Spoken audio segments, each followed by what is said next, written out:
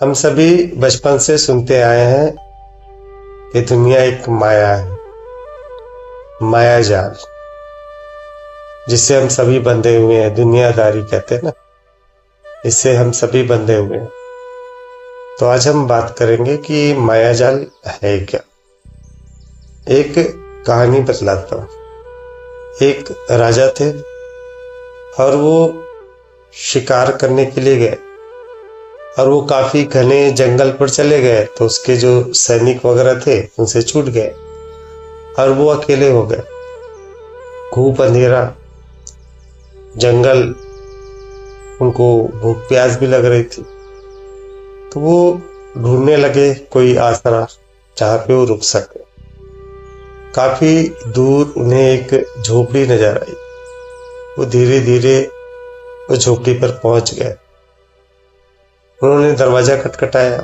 वहां से एक बूढ़ी औरत बाहर निकली और बूढ़ी औरत को उसने कहा कि मुझे आज रात के लिए आसरा चाहिए, मैं रास्ता भटक चुका हूं।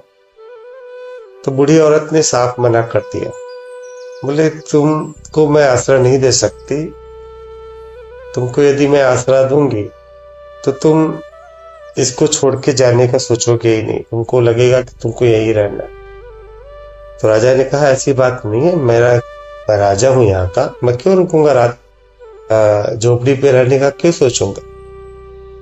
तो उस बूढ़ी औरत ने कहा, नहीं, तुम्हारे जैसे कितने आए आसरा लेने के लिए, लेकिन वो फिर छोड़ने का नाम नहीं ले रहे थे।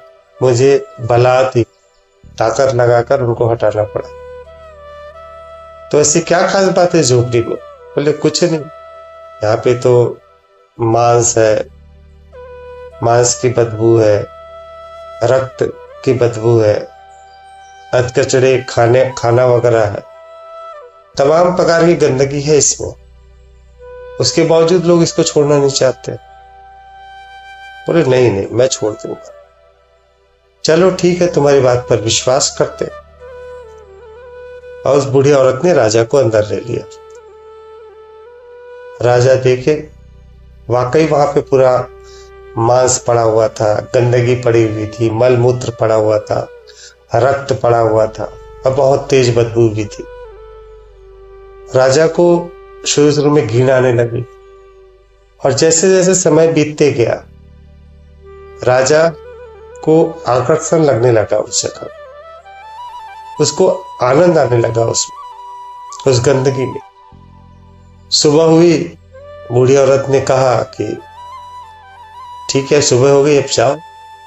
राजा बोला, मैं नहीं जाऊंगा, मुझे यहाँ पे आनंद आ रहा।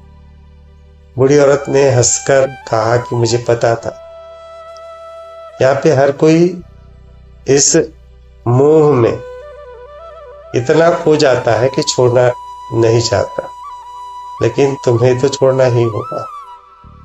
ये वास्तविकता है, ये कहानी नहीं है। यह शरीर, इस शरीर को काट के देखिए आप, केवल मांस का लोथड़ा है, रक्त है, मल मूत्र है। और इसको जब कटे हुए देखेंगे ना, काट के देखेंगे, तो आप उसे देख नहीं पाएंगे, आपको उबकाई आने लगेगी। लेकिन ऐसा कोई व्यक्ति है या कोई भी ऐसा जीव है जो इस शरीर को छोड़ना चाहता है? कोई भी ऐसा नहीं मिलेगा। यह जानते हैं कि इसको छोड़ना है ही है, एक सराय है, अभी छूटना तय है, लेकिन वो भरसक प्रयास करता है कि छोड़ना ना, भले ही उसका शरीर जीर्ण अवस्था में क्यों ना पहुंच जाए, शरीर इतना शिथिल हो जाए कि केवल बिस्तर पे रहे, तब भी वह इस शरीर को छोड़ना नहीं चाहता। तो इसका कारण क्या है? इसका कारण है मोह। उसे मोह हो जाता इस शरीर से। अब इस शरीर के साथ जुड़ी हुई जितने भी यादें हैं, उनसे वह नित्य नई यादों को संजोता और उनसे एक सामंजस्य स्थापित करने चाहता है। सर्वप्रथम वो स्थापित करता है अपना एक अलग अस्तित्व, अपना एक अलग परिचय, और उस परिचय के साथ वो नई यादों को बढ़ाते रहता है। नहीं, वह जोड़ता है भौतिक चीजों को, वह जोड़ता है रिश्ते नातों को, वह जोड़ता है पद प्रतिष्ठा को उस मैं के साथ। वो जानता है कि यह सब कुछ क्षण भंगुर है, ये शाश्वत नहीं है, फिर भी वह उसमें एक स्थायित्व का भाव कल्पना के रूप में पैदा करता है। आप सोचिए, आप किसी शहर में जा रहे हैं और आपको पता है वहां पे 1 घंटे के लिए ही जाना, तो क्या आप क्या करोगे? आप करोगे कि 1 घंटे का जो कार्य है वो निपटाया जाए, लेकिन ऐसा नहीं होगा। आप वहां पे एक आशियाना तैयार करना शुरू कर दो, बढ़िया सा मकान बना ले, वहां पे संपत्ति इकट्ठा कर ले, वहां पे रिश्ते नाते कर ले। पता है आपको 1 घंटे ही रुकना है, और आप सोचते हैं कि नहीं, ऐसा तो नहीं करेंगे। तो आपको पता है कि आप इस शरीर वो कितने दिन तक चलेगा, आपको पता है क्या? जब 1 घंटे में आप नहीं करेंगे तो आपको तो ये भी नहीं पता कि अभी आप कितने देर तक हो। आप जो जीवन की बात करते हैं वो जीवन कितने देर तक है, उसके बावजूद अपना साम्राज्य आप फैलाते जाते हो। बड़ा सा बड़ा मकान, बड़ी से बड़ी गाड़ी, रिश्ते नाते बढ़ाए जाते, पद प्रतिष्ठा बढ़ाए जा रहे, अपार धन कमाए जा रहे। ऐसा लगता है कि आपको यह पता है कि आप हमेशा रहोगे, अगले साल का पता नहीं। क्यों इतना भाग दौड़ हो रहा? किस लिए दौड़ रहे हो? लोग कहेंगे कि खाने के लिए। कितना खाओगे आप? आपकी आवश्यकता कितनी है इस शरीर की? 4 रोटी, 6 रोटी, 10 रोटी, उसका मूल्य कितना होगा? आप कहोगे मैं अपने बच्चे के लिए कमा रहा हूं, और बच्चे की पूरी जिंदगी कमाई होगी, फिर क्या होगा? उसके बच्चे के लिए, अपने पूरे खानदान के लिए कर रहा हूं। आपको यह भी नहीं पता कि आपका जीवन कितना है, और आप अपने नाती पोते के जीवन का हिसाब कर लेते हो। आप ये सोच लेते हो कि आपके जो नाती पोते होंगे वो इतने साल तक जिएंगे, उसकी इतने जीवन की आवश्यकता है। आपको स्वयं के जीवन का पता नहीं है। ये है माया। स्वयं के काल्पनिक बनाए हुए दुनिया में स्वयं के जीवन का निर्धारण आप कर लेते हो, और साथ ही साथ आप दूसरे के जीवन का निर्धारण भी करने लगे। सत्य कौन नहीं जानता? आप कहते हो कि हम दुनियादारी में फंसे हैं। फंसाया किसने? आप किस फंसाने की बात कर रहे हो कि कोई व्यक्ति आया आपको फंसा दिया है? जिस व्यक्ति की आप बात करते हो, जब आपकी मृत्यु होगी, सबसे पहले वही लोग जलाने आएंगे, तो कैसे फंसा सकते हैं आपको? आपने स्वयं से एक कल्पना की दुनिया बना रखी है, स्वयं से, और उस बंधन को आपने स्वयं ही कल्पना से गढ़ लिया है। हाथी होता है ना, हाथी का बच्चा। हाथी का बच्चा जब छोटा होता है, काफी छोटा, तो उस समय से ही उसको एक रस्सी बांधी जाती है, और वो बच्चा होता है तो रस्सी को तोड़ नहीं पाता। तो उसको, उसके मस्तिष्क में यह आ जाता है कि इस रस्सी को तोड़ना असंभव है। और वही हाथी जब बड़ा हो जाता है ना, और उसी रस्सी को बांधा जाता है, वो सक्षम है उसको तोड़ने में, लेकिन उसने यह सोच लिया है कि इस रस्सी को तोड़ना असंभव है, और वो चुपके से उस रस्सी से बंध जाता है आजीवन। महावत को कोई विशेष परिश्रम नहीं करना पड़ता, उस रस्सी को जैसे लाए वो बंध जाता। तो हम सब उसी कल्पना की बनाए हुए रस्सी से बंधे हुए, दुनियादारी से जो बंधने की बात होती है ना, पूर्ण कल्पना। आपने यह सोच लिया है कि मैं यह हूं और ये ऐसा है, ये मेरे रिश्ते नाते हैं, ये मेरा परिवार है, ये मेरा घर है। जब आप ही कल्पना में हो तो सारे रिश्ते नाते तो वैसे ही काल्पनिक हो गए ना, वैसे ही समाप्त हो गए। आप उस राजा की तरह जो एक झोपड़ी पे पहुंच चुका है और उसको छोड़ने का नाम नहीं लेगा, उसके मोह ने उसको बांध लिया। अभी हम अध्यात्म की बातें करते हैं कि आप ध्यान के द्वारा या किसी भी आध्यात्मिक क्रियाओं के द्वारा स्वयं को जान सकते हो। आपको उसमें भी भय है कि यदि हम स्वयं को जान जाएंगे तो ये जो परिवार है मुझसे छूट जाएगा, ये जो रिश्ते नाते हैं मुझसे छूट जाएंगे, मेरा धन दौलत मुझसे छूट जाएगा। कौन छोड़ने को कह रहा है आपको?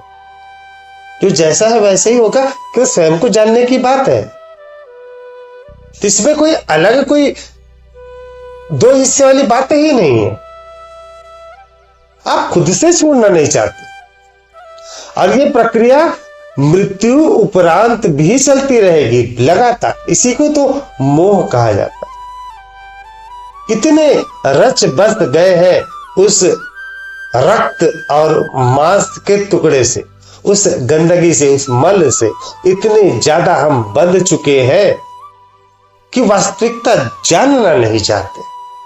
या जानते हैं कि इससे हमें वास्तविकता प्राप्त हो जाएगी, हम स्वयं को जान जाएंगे, उसके बावजूद माया है। माया, माया कोई अलग से कुछ नहीं है, ये आपका जो कल्पना है यही माया है।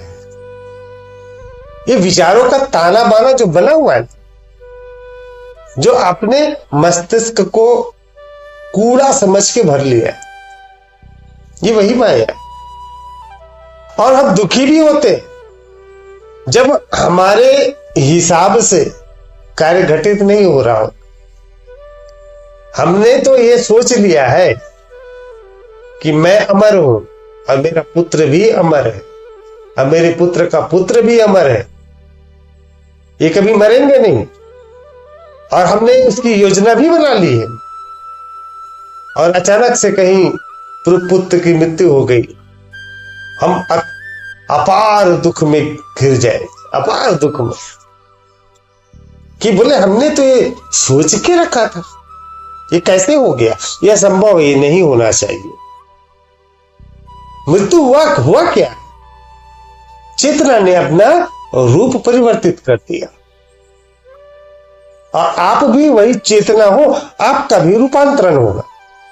मरने का तात्पर्य केवल रूपांतरण है शरीर का, और आप सोच लिए हो कि ये चेतना का स्वरूप ऐसा ही होना चाहिए, मैं जो हूं वैसा ही रहूं और मेरा पुत्र है वैसा ही रहे। यही माया है।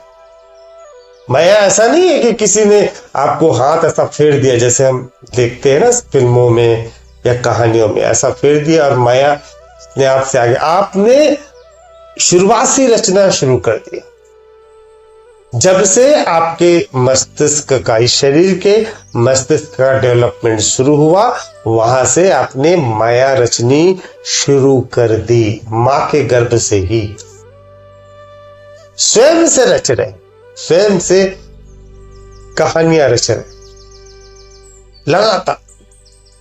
और ये जीवन समाप्ति के कुछ समय पश्चात तक चलती ही रहेगी। कई बार जो लोग मृत हो जाते हैं ना और उसके पश्चात कुछ समय पश्चात जीवित हो जाते हैं, तो उनकी कहानियां सुनिएगा। अगर वो ईसाई होगा तो कहेगा कि वो, मैं गया था तो ईसा मसीह सिंहासन पर बैठे थे और वहां आसपास पवित्र वातावरण था, बहुत शांति था, आनंद था। और वहीं कोई हिंदू होगा तो बकायदा वो कृष्ण भगवान विष्णु भगवान के बारे में बताएगा। यमराज थे और चित्रगुप्त वगैरह हिसाब किताब कर रहे थे और यमराज ने कहा कि तुम्हारा समय नहीं हुआ, इसको कैसे ले आए। तो फिर वहां से ढकेल दिया गया, मैं नीचे आया तो कोई सहज योगी बोलेगा कि हम लोग निर्मल धाम चले गए थे, वहां पे तो बैठी हुई थी आदि शक्ति। तो कोई ओशो वाला रहेगा तो बोले कि ओशो बैठे हुए थे। तो ये माया जाल ना मृत्यु के कुछ समय उपरांत तक भी चलता रहता है, क्योंकि मस्तिष्क कार्य करते रहता है, वो धीरे धीरे शनै शनै समाप्त होता है। शरीर के अंग भी धीरे धीरे समाप्त होते हैं, 2 दिन 3 दिन 4 दिन लगता है पूरे कोशिकाओं को मृत होने में। यह है इस प्रकार का मायाजाल, हमारे द्वारा रचा हुआ, कल्पना से, विचारों का ताना बाना लगातार आपके भूतकाल में जो भी आपने देखा सुना है उसके आधार पर भविष्य की संरचना तैयार करना खुद से। तो मायाजाल से निकलना आसान नहीं है, क्योंकि ये अगर दूसरे के द्वारा बंधा होता ना तो आप बिल्कुल परिश्रम करके निकाल सकते थे, और आपने स्वयं से बांधा हुआ है। जब स्वयं से बांधा हुआ है तो निकालने वाला कौन रहेगा? कोई दूसरा तो निकालेगा नहीं ना। आप बोले मैंने बांधा हुआ है, और जैसे निकालने का बारी आएगा या कोई बतलाएगा कि आप सत्य को जानो, वैसे ही हमारे अंदर एक छटपटाहट शुरू हो जाती है और हम फिर अपने कर्तव्यों की कहानी सुनाने लगेंगे कि मेरे पास ऐसे ऐसे कर्तव्य है, मैं घर नहीं छोड़ सकती, या मेरे पास दुनियादारी का हम कैसे इसको करें। अरे भैया, आपको कुछ छोड़ना थोड़ी ना, आपको क्यों सत्य जानना है, क्या दिक्कत है? क्योंकि उस रस्सी से हमें प्यार है, मोह का आनंद है, उसमें, उस दुनियादारी में आनंद है। भले ही हम उसकी लाख बुराई क्यों ना करें, हम बकायदा गिनाएंगे कि हमारे पास ये दुख है, तो ये दुख है, तो ये दुख है, तो ये दुख है। एक व्यक्ति जा रहा था, काफी दुखी था, बोले भगवान इतना दुख मुझे क्यों दिया, उससे अच्छा तो मुझे उठा ही लेते। अब भगवान तत्क्षण प्रकट हो गया, चलो ठीक है तेरे को उठा लेता हूं। वो व्यक्ति बोला क्या भगवान इतना दुख दिया, आप मजाक भी नहीं कर सकते क्या? थोड़ा सा मजाक ही तो कर रहा हूं और आप सीधा आ गए उठाने के लिए। दुख दूर करना नहीं हुआ, मेरी मजाक को सीधा सीरियसली ले ली। यही है, हम हटना ही नहीं चाहते इस खुद के बनाए हुए बंधन से। पूरी तरह कल्पना है, पूरी तरह काल्पनिक है सब कुछ, और वास्तविकता देखे तो केवल चेतना है सब कुछ। सारा का सारा ब्रह्मांड, एक भी वस्तु या एक भी चीजें ऐसा नहीं है जो वो चेतना ना हो। मैंने पिछले टाइम में बतलाया था कि कैसे चीजों का निर्माण होता है, विष्णु तत्व, शिव तत्व और ब्रह्म तत्व के द्वारा। और ये परमात्मा के ही गुण है तीनों, उसी से चीजें निर्मित हो रही है, उसी से विखंडित हो रही है, फिर नव निर्माण हो रहा है, फिर विखंडित हो रही है, अभी लगातार प्रक्रिया चल रहा है।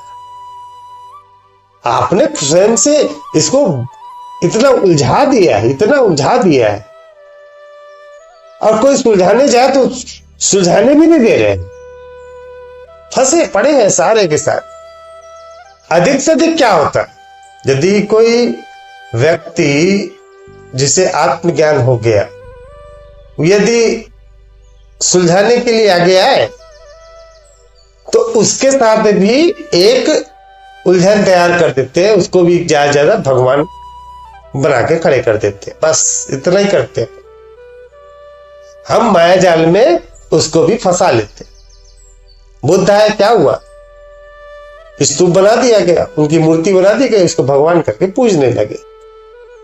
कबीर साहब आए, उसको एक भगवान समझ पूजने लगे। बस यही काम करते हैं, सुलझना तो चाहते नहीं और उसको भी उलझा देते, और उसमें भी हम नए नए कर्मकांड को जोड़ लेते, बकायदा उसकी मूर्तियां तैयार कर देते, अपने माया जाल के अंतर्गत उसको भी ले आते हैं और बढ़िया से बढ़िया कहानी सुना लेते हैं। और कहानियां इतनी चमत्कारिक और सटीक लगने लगती है कि वही वास्तविक लगने लगता है कि ऐसा ही हुआ है। जितने भी धर्म बने ना, इसी विचारों के अंतर्गत ही बने, इसी माया जाल के अंतर्गत ही बने। जिन्होंने भी शुरुआत करी होगी धर्म की, उन्होंने वास्तविकता बतलाने के लिए, सत्य बतलाने के लिए लोगों तक अपनी बात पहुंचानी चाहिए, तो लोगों ने अपने माया जाल में उनको भी घसीट लिया और उनकी कहानियों को थोड़ा चमत्कारिक रूप देकर एक नया धर्म स्थापित कर दिया। आप लोग कहते हैं सांसारिक उलझने, क्या उलझन है संसार में? आप सांस ले ही रहे हो, भोजन ग्रहण कर ही रहे हो, शरीर के सारे कार्य हो रहे हैं, आप देख पा रहे हो, सुन पा रहे हो, चल पा रहे हो, क्या उलझन है आपको? आप सोचते हो कि मेरे से ही यह संसार चल रहा है, अगर मैं ना रहूं तो मेरे बच्चों का क्या होगा, मेरे नाती पोते का क्या होगा, मेरे नाती पोते के पोते का क्या होगा। हम तो वहां तक की कहानी बात करते हैं। हमारी सोच उतनी होती है कि मेरे पोते के पोती के शादी हम देख ले, बस इतना इच्छा है और कुछ नहीं। जाके देख लीजिएगा, कोई 70 साल का बुजुर्ग होगा, उसको पूछना उसकी आपकी इच्छा क्या है, मेरे पर पोते की शादी देखना चाहता हूं। और हमने सोच के रखा हुआ है कि मेरे बगैर तो इस जगत का या इस घर का, मेरे संसार का पत्ता नहीं हिलने वाला। एक पत्ता जो होगा घर में पेड़, वो पत्ता भी नहीं हिलेगा मेरे बगैर, ऐसे ही सोच रहे। आप चल के हट के देख लेना, एक दिन आप चावल दाल खिलाते हो ना, हलवा पूरी खाएंगे वो लोग बकायदा। एक व्यक्ति मर गया, काफी दुखी हुआ, यमराज को बोला कि ये सब मेरे परिवार के लोग काफी दुखी होंगे, उनका कैसे चलेगा स्थिति, तो एक काम करिए ना, मुझे कुछ समय के लिए वहां पे ले चलिए ताकि मैं अपने परिवार को देख सकूं। बोले ठीक है। ले गए, नीचे पहुंचे तो देख रहे हैं उनके दो लड़के आपस में लड़ाई कर रहे हैं कि घर कौन रखेगा, दुकान कौन रखेगा, ये कार में किसका हिस्सा होगा। उसको आश्चर्य लगा, लोगों ये बच्चे लोग तो दुखी ही नहीं है। बोले मेरी पत्नी तो जरूर दुखी होगी। अपने पत्नी के पास गए, पत्नी अनुकंपा नियुक्ति का फॉर्म भर रही थी। बोले पति का हो गया, अब तो नौकरी मिल जाएगा, बकायदा अनुकंपा नियुक्ति भर रही थी।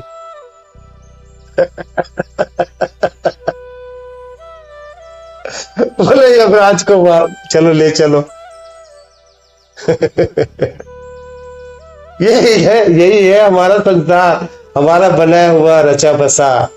हम सोचते हैं ना माया जाल, सत्य को पहचान लो। आपका माया जाल आप अपने पास रखे रहो, कुछ मत छोड़ो, कोई दो भाग मत करो, बस सत्य को पहचान लो। माया जाल तो अपने आप समाप्त हो जाएगा, कल्पना ही तो है, आपको जगना ही तो है। सपना जो चल रहा है उससे आपको जगना है। मैं सपने छोड़ने की बात तो नहीं कह रहा हूं, आपको केवल जगने की बात कह रहा हूं। अब जग जाओ, बस वास्तविकता जान लो कि वास्तव में आप कौन हो। सारे भ्रम अपने आप से हट जाएंगे, कोई दो भाग है ही नहीं। हम उलझन में हैं, उलझन में इसीलिए हो कि आप एक ही भाग में हो। आपने देखा कि नदी के दोनों छोर में आप हो, नदी की या तो इस छोर में हो गए आप या उस छोर में हो गए आप। ये दो भाग की बात करते हो ना आप लोग, ये दो भाग में आप लोग नहीं हो, आप लोग इसी भाग में हो, केवल उस कल्पना वाले भाग में ही हो और उसी में ही मस्तिष्क को लगा रहे हो। और जो भी ज्ञान है ना उसको भी अपने ताने बाने में शामिल करना चाहते हो। और यदि उस भाग पे रहोगे तो कोई कल्पना होगी ही नहीं आपके पास, एक ताना बाना होगा ही नहीं संसार का और इसका और उसका। बुद्ध को सब पता था कि उनकी पत्नी है, उनके बच्चे हैं, उनके पिता है, उनकी माता है, बकायदा पिता को पिताजी कहते थे, माँ को माँ कहते थे, पुत्र को पुत्र ही कहते थे, अपनी पत्नी को पत्नी ही कहते थे, गोपा कहते थे उनको प्रेम से, यशोधरा। तो ऐसा तो नहीं था कि वो उस रिश्ते नाते जो संसारिक रिश्ते नाते हैं उसको भूल गए थे, बोले मुझे कुछ याद ही नहीं है, कोई चेहरा याद नहीं है, मैं तो बुद्ध हो गया हूं। ऐसा तो नहीं किया ना, सबको पहचानते थे। लेकिन उनका देखने का नजरिया, इस संसार को देखने का नजरिया पूर्णतः बदल गया था, वास्तविकता जान गए थे।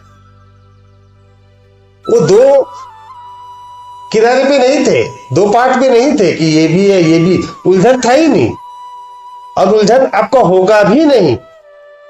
आप उसी पार्ट में इस साइड आए ही नहीं हो। जब पूर्ण सत्य जान जाओगे तो आप उसको देख पाओगे, उसको समझ पाओगे। और आप जब उस उलझन वाले पार्ट पे रहोगे तो सत्य आपको समझ में आएगा, दिखलाई नहीं देगा। सत्य आप जानते हो ना, आप मरोगे, आप सभी मृत्यु को प्राप्त होगे, ये तो सत्य जानते ही हो। कौन नहीं जानता बताइए?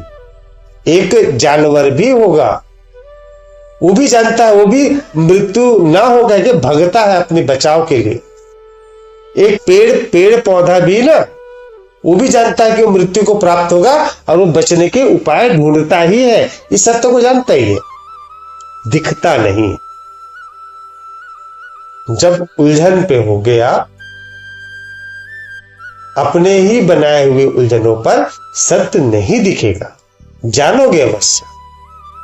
और जब सत्य के तरफ रहोगे तो आपके उलझने भी दिखेंगी और सत्य भी दिखलेगा पूर्ण रूप से। आप हर रिश्ते नाते को पहचानोगे, हर अपने जिम्मेदारी को समझोगे, उसमें कोई फर्क ना होगा। आप खाना भी खाओगे और खाना भी खिलाओगे। कबीरदास जी कहते हैं ना, साईं इतना दीजिए जामे कुटुंब समाए, मैं भी भूखा न रहूं साधु भी भूखा न जाए। इसका क्या अर्थ होता है? इसका अर्थ ये होता है कि वो धन भी कमा रहे,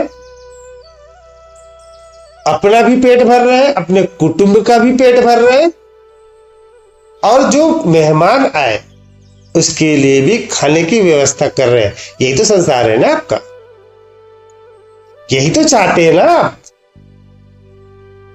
और कबीर साहब को तो सारा ज्ञान था, सत्य उनको पता था, उनसे कोई ये संसार छूटा थोड़ी ना था, कोई कर्तव्य उनसे छूटा थोड़ी ना था। अगर छूटता तो ये कभी दोहे बोलते ही क्यों, बताइए? सत्य को जानना कठिन नहीं है, बस जानने की इच्छा प्रबल करना यह कठिन। ये जो उलझने हैं, ये मोह है, ये बांध देती है स्वयं को। रस आता है ना इन बंधनों पे, इसलिए। एक और कहानी बतलाता हूं आपको, कहानी है, यथार्थ नहीं है। एक नया यमदूत नियुक्त हुआ था, तो यमराज ने भेजा, बोले जाओ उस महिला के प्राण लेकर आओ। वो गया तो देखा कि जो महिला थी बेसुध पड़ी थी और 3 छोटे छोटे लड़कियां मां के स्तन से दूध पी रही थी और दूध तो निकल नहीं रहा था, बेसुध थी। तो उसको देख कर उस यमदूत के मन में दया आ गई कि बोले कि ये जो छोटे छोटे बच्चे हैं इनका क्या होगा। इसमें तो बच्चे लोग भी बेसहारा हो जाएंगे, अनाथ हो जाएंगे, लड़कियां हैं, कैसे इनका जीवन चलेगा। तो मैं इस महिला के प्राण नहीं लूंगा। और वापस चला आया। यमराज क्रोधित हो गए, बोले ये सब सोचना हमारा काम नहीं है, जो इसका जीवन जितना था उतना ही रहेगा, अब इसके लिए तुमको दंडित किया जाता है। तुमको अब उस पृथ्वी पर जाना होगा और वहीं रहना होगा। तो यमदूत डर गया, बोला कि महाराज मुझे क्षमा कीजिए, मेरी पहली गलती है। बोले ठीक है, अब तुमको जाना तो पड़ेगा ही उस मृत्यु लोक में, लेकिन जब तुम 3 बार हंसोगे अपनी ही गलतियों पर तो तुम वापस आ जाओ। बोले ठीक है, और उसको फिर जंगल में पटक दिए। कपड़ा वगैरह कुछ था नहीं वहां पे, हल्के पतले कपड़े। और उसी रास्ते से एक मोची जा रहा था। मोची को उसके पत्नी ने कुछ पैसे दिए थे कि जाओ और बच्चे लोग के लिए कुछ कपड़े मिठाई लेके आओ। और वो मोची जा रहा था, रास्ते में देखा कि यमदूत पड़ा हुआ है, कम कपड़ों के, ठंड से सिकुड़ रहा है बेचारा। तो मोची को दया आ गई। तो मोची ने सोचा अगर मैं ये पैसे को इस पे खर्चा कर दूंगा तो मेरी पत्नी नाराज होगी। बोले ठीक है, पत्नी का नाराजगी सह लूंगा, इस बेचारी के ऊपर दया करता हूं। तो बकायदा वो मिठाइयां कुछ खाने को और कपड़े वगैरह ले आया और उस यमदूत को दिया। यमदूत को थोड़ा होश आया, थोड़े खाने को मिले, क्योंकि मृत्यु लोक में था ना। तो उसके बाद खाना वाना खाने के बाद उसको मोची ने पूछा कहाँ जाते रहते हो, क्या करते हो। तो यमदूत ने कहा मेरा तो कोई ठिकाना नहीं है। तो मोची को दया आई, चलो ठीक है मेरे घर पे रहना, कुछ काम कर लेना घर का। बोले ठीक है, आपके साथ चलता हूं। तो उसको लेके चला, अपने घर पहुंचा। पत्नी सब सुनी, खूब चिल्लाने लगी, लड़ाई करने लगी कि पूरा पैसा लुटा दिए हो ऐसा। तो फिर यमदूत पहली बार हंसा। क्यों हंसा? वो इसलिए हंसा कि बोले ये लोग मुझे जानते नहीं, मैं तो यमदूत हूं, मेरे पास अलौकिक शक्तियां हैं। और जब मैं यहाँ पे मुझे ले आए हैं, इनका घर कितना पैसों से भर जाएगा, ये लोग इसी बात को जानते नहीं है और लड़ाई कर रहे हैं मेरे आने के नाम से। खैर, फिर अगले दिन उसको काम दिया गया। तो फिर उसको जूता बनाना सिखाया गया। अब वो तो ये देवदूत था, तो बहुत ही सुंदर सुंदर जूते तैयार किया। इतने अच्छे जूते तैयार किया तो मार्केट में आसानी से बिक जाता था। और धीरे धीरे फिर उस मोची का नाम होने लगा, लोग उसके जूते को बहुत पसंद करने लगे और धीरे धीरे बात राजा तक भी पहुंच गई। तो फिर राजा ने एक स्पेशल चमड़ा भेजा और कहा कि इसके जूते ही बनाना, चप्पल मत बनाना, क्योंकि उस समय चप्पल केवल जो मर जाते थे उसके लिए चप्पल पहनाया जाता था। तो बोले इसके जूते ही बनने चाहिए, बहुत महंगा चमड़ा है, नहीं तो तुमको मृत्युदंड मिलेगा। मोची खुश हो गया, बोला ठीक है, राजा साहब का काम करना है। और उस यमदूत को दिया चमड़े को, ठीक है इसका बढ़िया से जूता बनाना, चप्पल मत बनाना। और यमदूत ने उसका चप्पल बना दिया। और चप्पल बना दिया, मोची ने देखा तो मोची को डर लगने लगा, अब मुझे मृत्युदंड मिलेगा। और फिर उसको वो मारने लगा, यमदूत को। उनको जो सिखाया हूं, जो बोला हूं, क्यों नहीं किए हो? तुमको यही करना था, चप्पल बनाना था। थोड़ी देर बाद राजा का जो नौकर आया, बोला कि उसके जूता मत बनाना, उसका चप्पल ही बनाना, क्योंकि राजा की मृत्यु हो गई है। अब ये बात सुना, यमदूत हंसने लगा। वो क्यों हंस रहा था? कि लोगों को भविष्य में क्या होगा ये पता नहीं होता, और लोग भविष्य की प्लानिंग करने लगे। राजा को ये पता नहीं था कि वो मरेगा, और अपने लिए जूते की प्लानिंग कर रहा है। मुझे पता था ये मृत्यु होगी, मैं चप्पल बनाती। खैर, मुझे उसको माफी वाफी मांगा। कुछ समय पश्चात 3 लड़कियां आई और अपने नाप के जूती वगैरह लेने के लिए। और उस लड़कियों को देखकर उसे लगा कि उस लड़की लोग को कहीं देखे हैं, जवान लड़कियां थी। उसी समय उसकी मां भी आई। तो उस यमदूत ने पूछा कि सच सच बताओ, ये लड़कियां कौन है?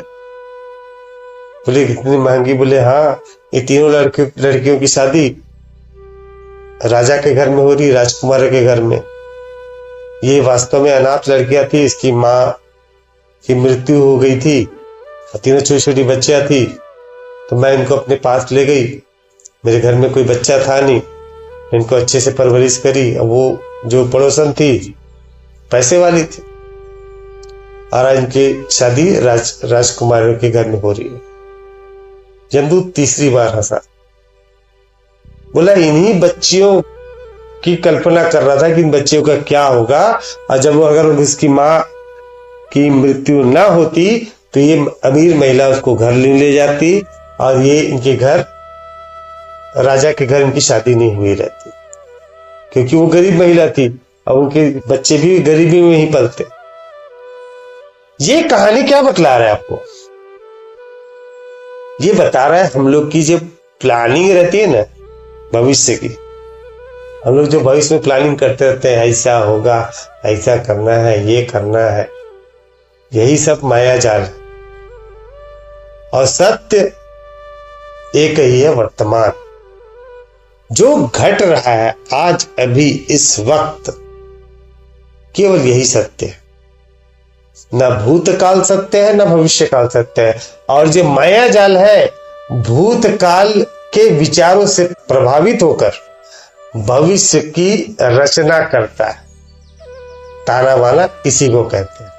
वो वर्तमान पे रहता ही नहीं है। माया जाल हमेशा भूतकाल भविष्यकाल के हिसाब से तय होता है। ये दोनों कल्पना ही है हम सब की,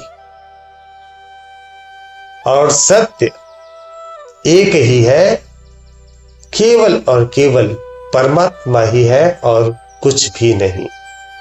सब कुछ केवल चेतना, और ये सब कुछ उसका बदला हुआ रूप है।